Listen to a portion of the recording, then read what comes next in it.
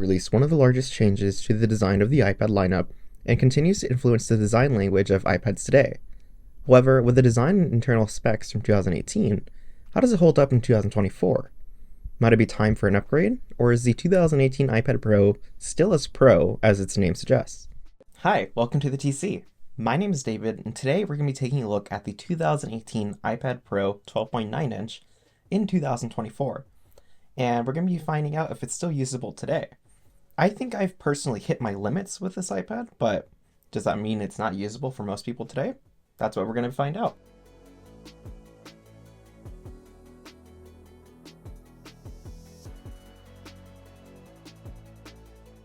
So before I begin the review, I just wanted to let you guys know that I do put chapters down in the description below, and I like to split up my reviews in different chapters for different sections.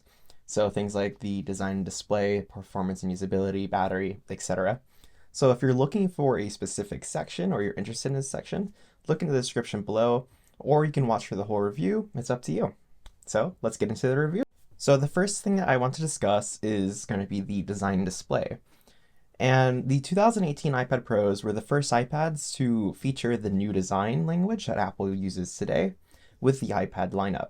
And this was a really big difference compared to the previous generation iPads, because this was the first time that Apple actually got rid of the home button. And because of that, they were able to stretch out the screen even more along the edges. And with the 12.9-inch iPad, they were able to reduce the bezels on the top and bottom. And yeah, now it had even bezels all the way around, and it had the liquid retina display. Same as kind of like the technology that you'd find on the iPhone XR, where it's an LCD, but they're able to curve the edges of it.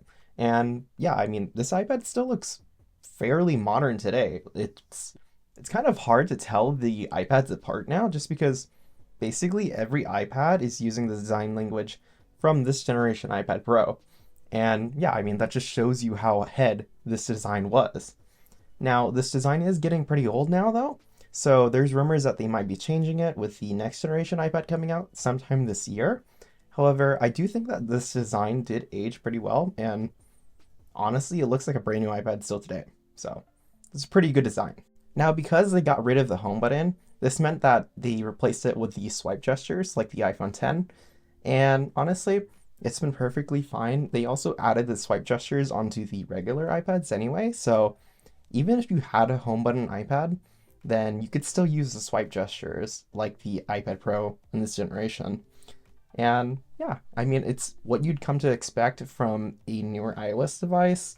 You swipe up to go home, swipe up and hold to open your recent apps, swipe down from the right side for Control Center, etc. You know how it goes. So because they omitted the home button, there's no more Touch ID on this iPad. So they introduced Face ID to the iPad for the first time with the 2018 iPad Pros.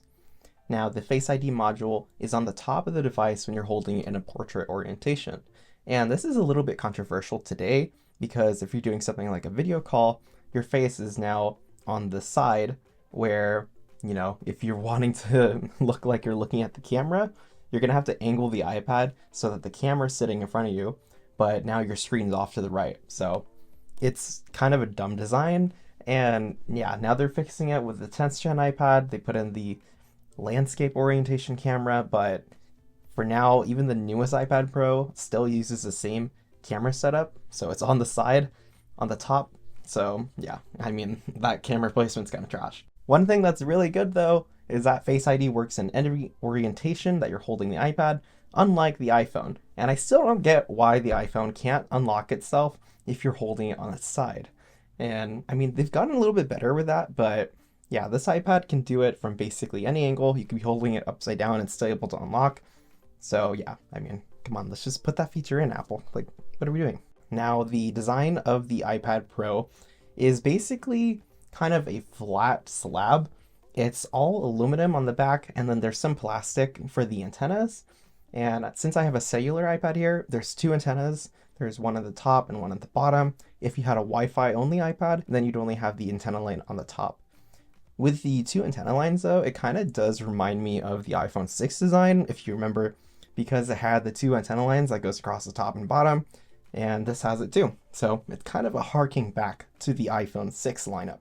What isn't harking back though is the fact that it has flat edges. And yeah, I mean, this is basically the same design language that Apple's using today, even with the iPhone. So, I mean, it fits pretty well with Apple's current design language. And to sum up the rest of the exterior design on the iPad Pro, it's featured in two different colors. I have the Space Gray version here. There was also a silver version. And I mean, it has the Apple logo in polished stainless steel in the middle. There is a camera hump on the top of the device, along with a flash module and a microphone. And the iPad name, which is on the back of the device, along with the smart connector on the bottom. And this was the first time that Apple introduced a smart connector on the back of the device. And this allowed you to use accessories such as the smart keyboard and eventually the Magic Keyboard, which I have here. And yeah, I mean, I think it's been a pretty good connector to have just because it allows for data and charge pass through, where the original smart connector kind of had limited accessories. But I feel like there's a lot more accessories for this smart connector in particular. So that was a pretty big win. I do use it with my Magic Keyboard, and it's kind of nice just to have to dock it onto the keyboard and start charging. So extra points there for the smart connector on this iPad. If we look onto the sides of the device, it has the two buttons for the volume, of course. There's also the power button, which also acts as your Siri button since there's no more home button. And there's also a SIM card slot if you have a cellular iPad. And on the top and bottom, there's speaker cutouts. There's two on the top, two on the bottom. And of course, this was the first iPad to have USB-C. So in a lot of ways, this iPad is basically kind of what the newest generation iPads are like on the exterior. Of course, it doesn't have the newer camera system, but I mean, if you're taking photos with your iPad Pro, then I don't know what to say. Um, there's also the magnet cutout too for the Apple Pencil 2 as well. And yeah, I mean, that pretty much sums up the exterior design of the iPad Pro. And if you're looking at the display is coming in two sizes. There's an 11-inch and I have the 12.9-inch version here. The display is able to reach up to 600 nits at peak brightness, which isn't a lot for a device nowadays, but I think for most people it'll get the job done. And there's also 120 hertz, and Apple calls this ProMotion. It's able to go down to 60 hertz or even 1 hertz whenever you're watching or reading static content. So it can save you a little bit of battery life. There is also a low power mode, which can reduce that display down to 60 hertz maximum. So I feel like the USB-C port helps make this device feel a lot more modern than it is, especially since you're able to connect a lot of accessories to it. So just in my time using it, I've connected USB-C hubs, USB-C chargers, USB-C, the cord to go to my phone. It charges my phone using the USB-C port. I've connected portable SSDs. I use that for whenever I'm editing videos. And yeah, I mean, it's a lot better than the Lightning port in my opinion. Of course, if you had a lot of Lightning accessories at the time, it would have sucked having to transition everything to USB-C, but I think it's a worthy kind of transition to do just because USB-C is so ubiquitous nowadays. And I mean, it was pretty prevalent back in the day too, but for Apple, they were very, very strong with keeping that Lightning port. I mean, it wasn't until last year that they finally switched the iPhone to USB-C, so yeah, now you can use USB-C on all your devices, and it's a lot better in my opinion. One thing that kind of sucked though with this new design is that they did nix the headphone jack. And, they pulled an iPhone 7 on us here. Courage. And they got rid of the headphone jack in the sake of thinness and lightness. And yeah, I mean, this iPad is incredibly thin. It's the second thinnest device that Apple makes or has made, and it's only beaten by the 7th gen iPod Nano, and that's an incredible feat in itself. It's 5.9 millimeters thick, and it weighs a little bit over a pound. It's 1.39 pounds. So yeah, I mean, honestly, if you're holding this iPad, it's surprisingly light, and it doesn't fatigue your hands unless, of course, you have the bigger iPad like I do, and you're holding it with one hand. But honestly, this is probably one of the best, packages for a tablet, in my opinion, just because it's so thin and light, and it still has this massive display, and the battery life is still pretty good, too. So, it's a pretty good iPad. Of course, the newer iPad Pros are heavier just because they have a lot more stuff packed into them, but this iPad in particular was the thinnest and lightest iPad they ever released. So if you're looking for something thin and light, this is it. Because of that thin and light design, though, it also was a lot more malleable than the previous iPads. And unfortunately, there was some criticisms because the iPad was prone to bending. And I don't know if this was like such a huge problem as it was with like the iPhone 6. But I mean, I've had this iPad for a long time now. It's been since 2021 and it was made in 2019. And I've never had any problems with it bending. I keep it in the case though. So, I mean, if you're using it caseless and you throw it into your bag caseless, then yeah, maybe you're having a slight chance of it accidentally bending. But in my opinion, it's held up really well. And I don't think the bending thing is a huge problem. There was some controversy at first though, because some people were getting their iPads bent straight from the factory, which is pretty concerning. But Apple said this was because of a manufacturing defect. And yeah, if you wanted to get it replaced or refunded, you could. So yeah, I mean, I don't think the bending was such a big issue, but if you're looking at the second hand, then yeah, make sure it's not bent, obviously. But if you have an iPad like this and it's bent, yeah, I don't bend it back. I know that there's some people who bend it back and ends up bricking the iPad because it snaps the logic board. So I would just put it in a case and kind of live with it. But for me, I've never had any problems with bending, and I don't think you will either. So overall, the design and display of the 2018 iPad Pros was a pretty major redesign and a much needed one too. And I think that for most people, this design has been like one of the most iconic iPad designs now, just because it's been around for so long. And I'm kind of excited to see where Apple goes with the next design. I can't imagine we can go very far from this though, just because I felt like this was very much peak iPad design, just because it basically solved all of the problems with the previous iPads. It had slimmer bezels, it was a lot lighter, and yeah, I mean, it filled in a lot of the gaps that we were looking for. So overall, the design and display of this iPad is fantastic, and I don't think you're going to have any problems with it. So the next chapter I want to discuss is going to be another big one. It's going to be the performance and usability of the 2018 iPad Pro today. And yeah, I mean, I've used this iPad for a lot of really creative tasks, such as video editing, photo editing, drawing, kind of heavy utilization of a lot of its features.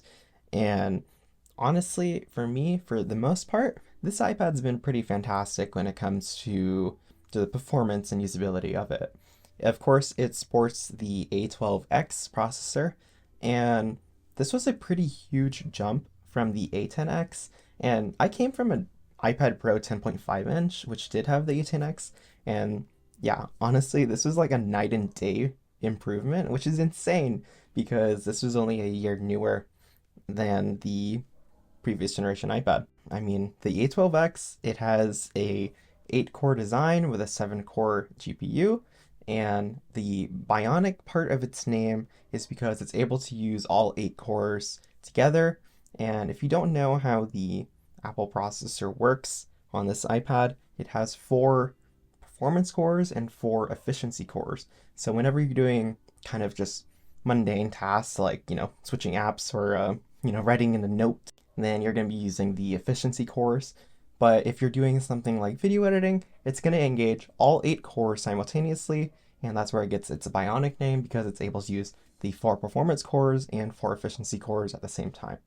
This wasn't something that the previous generation iPads could do, and because this had this ability to do this, we saw a huge increase in performance for this iPad.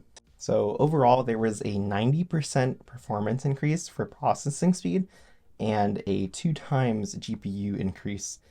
And, that's insane. Like, we don't get increases like that anymore with modern devices. So this was a really huge thing to have at the time.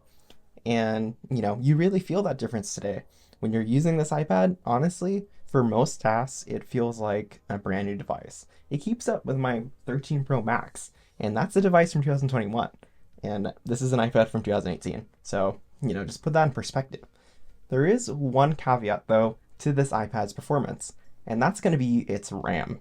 It only has 4 gigabytes of RAM unless you opted for the 1 terabyte storage option, which allowed you to get 6 gigabytes of RAM. And yeah, I mean, this is going to be the part where it lets you down quite a bit and where it's let me down quite a bit. Because as someone who enjoys doing video editing and I make all my YouTube videos using this iPad, yeah, I finally hit my limit as to where this iPad is able to go for me, unfortunately, and it's all because of that RAM.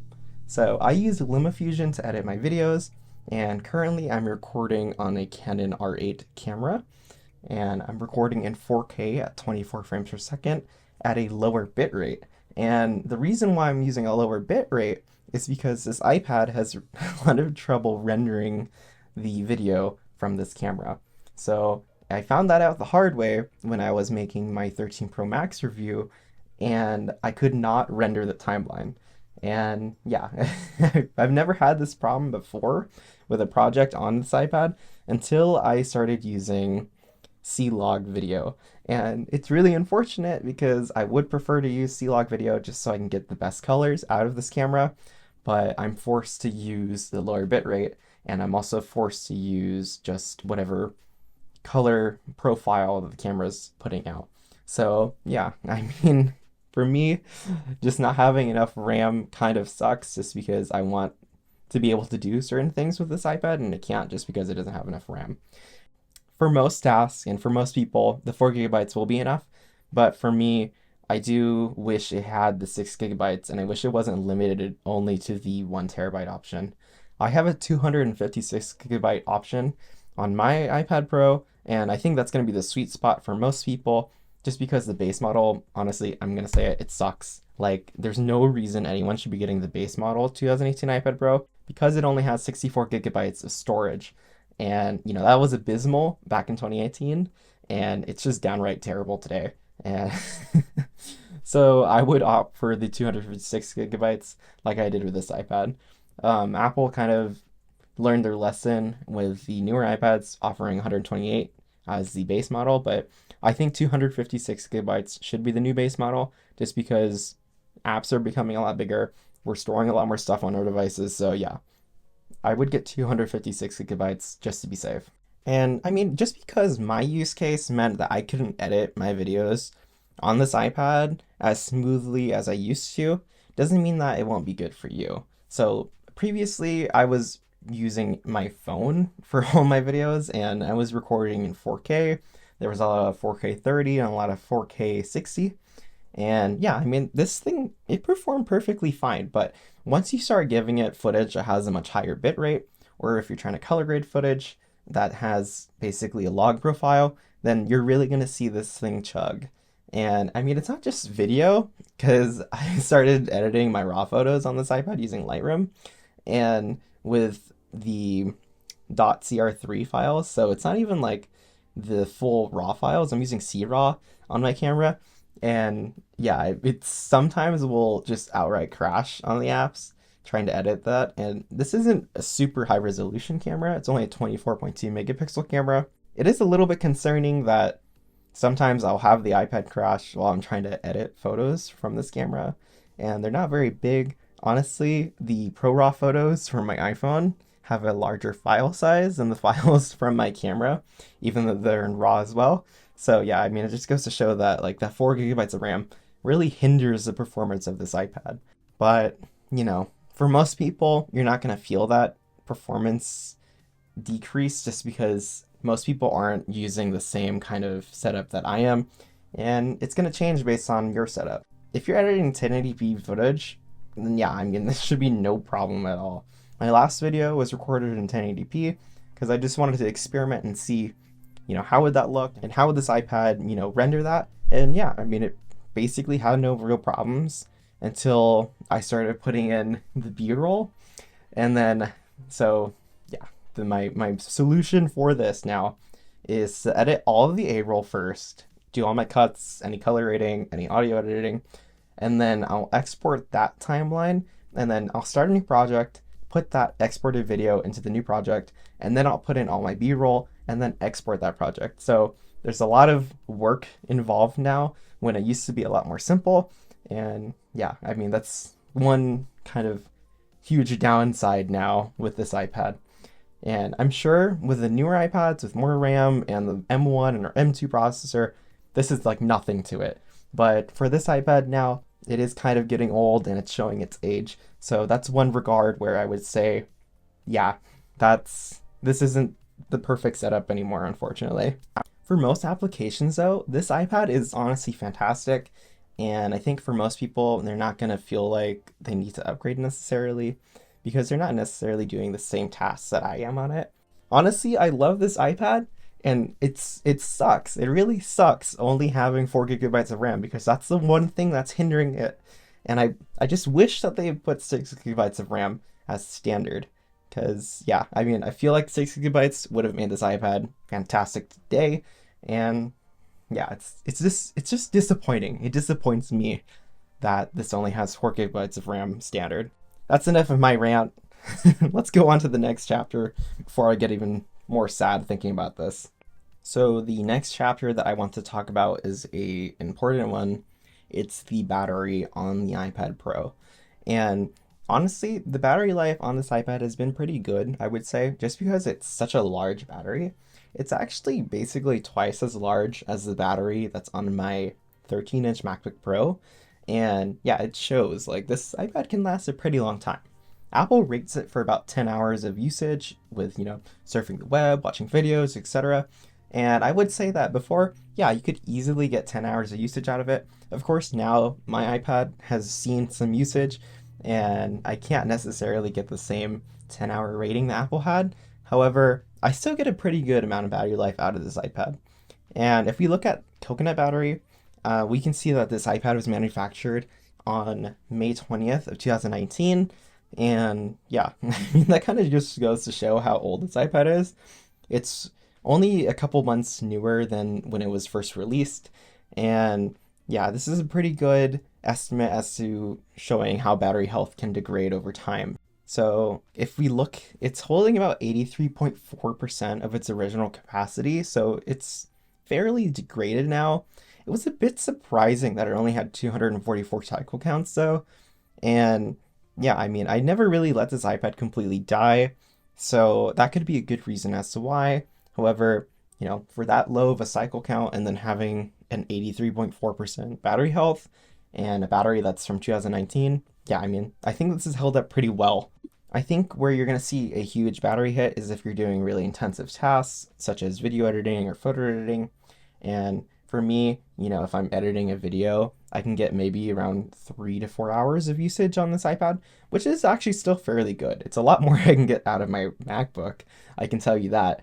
I do wish that I had waited one more year and gotten an Apple Silicon Mac, but unfortunately I have an Intel Mac, and the battery life on that Mac is atrocious. It's awful. I don't use it on the battery basically at all because my battery sucks.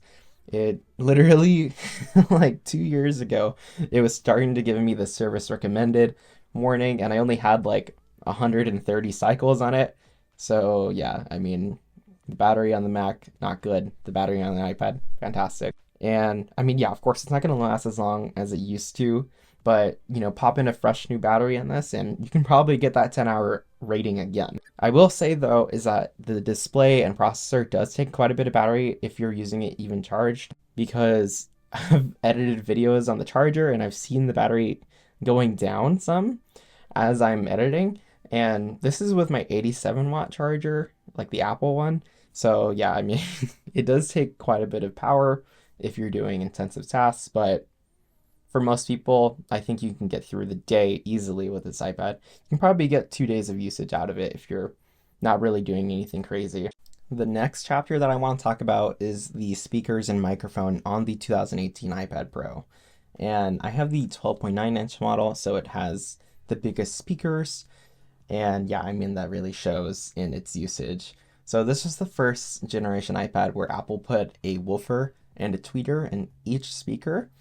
And yeah, I mean, the speakers on this iPad are basically top notch. They're amazing, especially for how thin it is. It's just insane how much sound that you're able to get from this. There's a lot of volume, and they don't really sound like super thin. They actually have a good punch to it, which is really surprising just because it's so small. It's like it doesn't make any sense to me how Apple does it, but speakers on the 12.9-inch 2018 iPad Pro, perfect. And I'll throw in a little example here.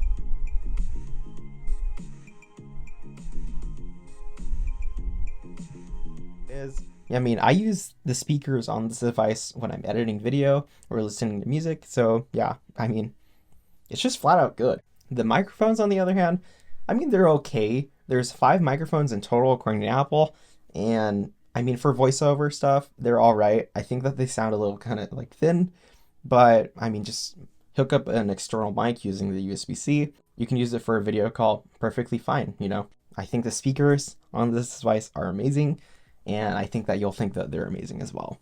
The next chapter that I want to talk about is the camera system on the iPad Pro.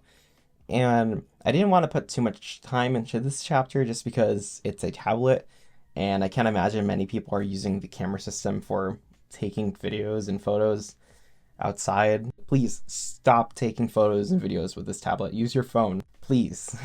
I'm begging you. So yeah, I mean, the cameras on this iPad are kind of a downgrade, in my opinion, from the previous generation iPad Pro. And it's because the previous generation iPad Pro had the same cameras as the iPhone 7, like literally taken out of the phone and put into the iPad Pro. And yeah, I mean, that meant that you had basically the same setup as an iPhone. But now on this iPad, they got rid of the optical image stabilization. They made the lens elements less, so the lenses weren't as good. And I mean, just overall, it kind of sucks when you think about the previous generation iPad Pro and then going to this iPad and you have kind of a technically worse camera. They did add the Smart HDR for it, and this was the first generation of Smart HDR, so I mean, it wasn't like super great, but it was an improvement at least. Yeah, I mean, not having optical image stabilization really hurt this device, and I mean, I think that would have been perfect, especially if you're just scanning files. Like, you're not going to be perfectly still. And just having the extra like ability to stabilize your photo camera or your video camera with optical image stabilization would have been perfect. And I don't really know why Apple omitted it. The only thing I can think of is that out of thinness and courage. Yeah. I don't know some of the decisions they made. But overall, the cameras on the iPad Pro are all right. You can record up to 4K at 60 frames per second, which is kind of crazy. Or you can do 1080 at 60 frames per second on the front camera. The front camera is where you're going to see a major improvement, in my opinion, from the previous generation. You have a 7 megapixel sensor, and this is basically pulled from the iPhone XR. And yeah, I mean, you get the true depth camera, so you're able to take portrait mode photos. I don't understand why they didn't let you take portrait mode photos with the rear camera, though, just because it's just a software thing. Like, the XR doesn't have a true depth sensor in the back, it doesn't have LiDAR or another camera to measure depth, and it's able to take portrait mode photos of people, so I don't really understand why this iPad can't. It's kind of a weird omission, but this is also the camera that kind of went backwards, so. But overall, the cameras on the iPad Pro, 12.9-inch and 11-inch from 2018, they're usable, they're fine. The placement of the camera on the front is terrible, though, and I hope that Apple puts it in the middle of the iPad and landscape orientation to make it easier for video calls, as I mentioned earlier. So we finally reached the final chapter of my review of the 2018 iPad Pro. And, you know, the 2018 iPad Pro is kind of an interesting device in 2024. When it first came out, there was a lot of problems with, you know, just kind of the functionality of this iPad. It brought in a lot of really interesting changes, especially with its design and the USB-C port.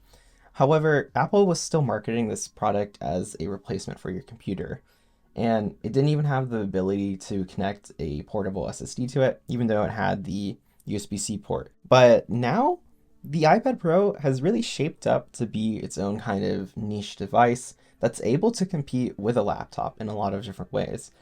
But software is still one aspect of this iPad where I think it's limited quite a bit. And this isn't just for this iPad, it extends to the entire iPad lineup. And I mean, let's look at the newest generation iPad Pros, the one with the M2 chip. Is there really anything that's leveraging the power of the M2 chip on the iPad Pro? I mean, yeah, you have Final Cut now and DaVinci Resolve and Photoshop and all that stuff, but I mean, the M1 chip can do that as well. And that's still a really fantastic device today. So I feel like the really huge limiting factor for the iPad is its software. And until we get like a major software change, the iPad lineup is basically going to be the same as it was with this generation iPad. And yeah, I mean, for a lot of people, it's able to do a lot of the tasks that they want it to do. I mean, it's fantastic for drawing. There's no other app out there like Procreate, in my opinion. And this iPad, perfect. With the Apple Pencil 2 that they introduced too, it's a lot more responsive. You do have a lot more comfortable of a pencil, and the charging problems with the first generation pencil, they're eradicated. Just because you plop it down on the magnetic charger, you know it's always charged, you know what charge it is, and you always have it by the side of the iPad. So, I mean, in a lot of ways, this iPad fixed a lot of the issues with the previous generation iPad Pros. However, the one thing it never really got to fix was its software. We've come a long way with software on the iPad Pro, but I feel like there can still be a really big difference if we just push it to have macOS on it. I mean, they're using the same chips now that they're using on their laptops, so why can't we dual boot? And yeah, I mean, this is just a lot of frustrations in this review, and I feel like that's why I'm feeling like I'm hitting my limit with this device. It's not just the performance and usability of it, but it's just the iPad lineup as a whole. It's kind of just dying because of its own software. And yeah, Apple really needs to make a really huge change. Otherwise, iPads are basically going to be going away. And it's kind of a shame because I really felt like the 2018 iPad Pros were a really special iPad. And they still are kind of a special iPad, just because they brought in all the different changes that we've come to expect with the iPad today. But yeah, I feel like we've basically become stagnant with the iPad design, and I think it's time for a change. So I really hope that this year they make a huge change to the iPad lineup and we finally get the software that it deserves. But today, the 2018 iPad Pro is still a really great device, and if you're using one, you should really not have any problems with it. But if you're looking to kind of upgrade, honestly, right now is not the time to do it. Just wait and see what Apple does. And I know I'm going to wait because there's no real reason for me to upgrade either. I mean, sure, there's a lot of annoyances with the 4 gigabytes of RAM, but these are just minor frustrations to an even bigger problem, which is its software. And until Apple does a huge change with its software, the iPad lineup is going to be the same as it was back in 2018. So that's my review of the 2018 iPad Pro in 2024. Do you own or use a 2018 iPad Pro?